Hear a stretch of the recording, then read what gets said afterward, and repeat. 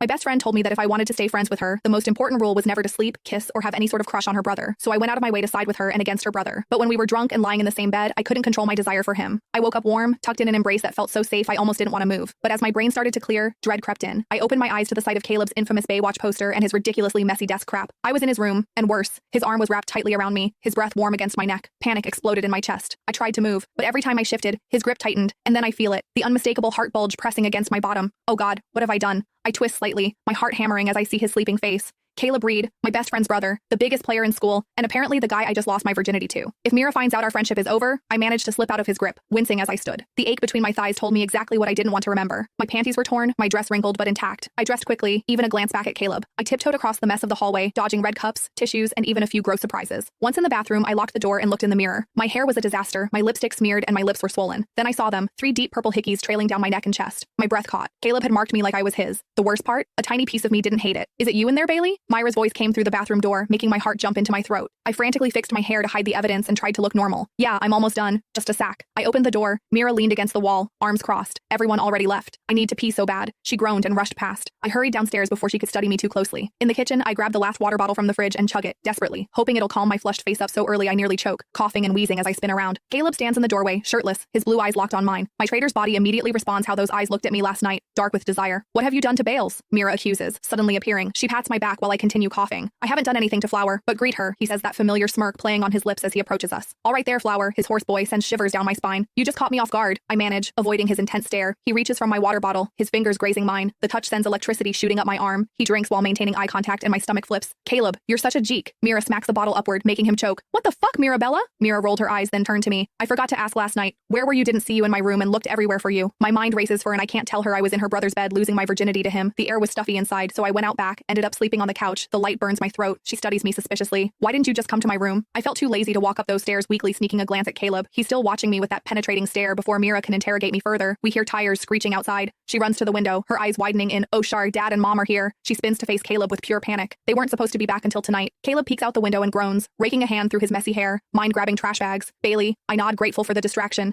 I need to get something upstairs. Mira rushes out, clearly abandoning us to face her parents' wrath alone. I turn toward the pantry, but Caleb was suddenly there, standing way too close. I take a step back, but he reaches out and catches my wrist. Flower. His voice is pure sin, making my knees weak. I look up at him, stunned by the heat in his gaze. It was you last night, wasn't it?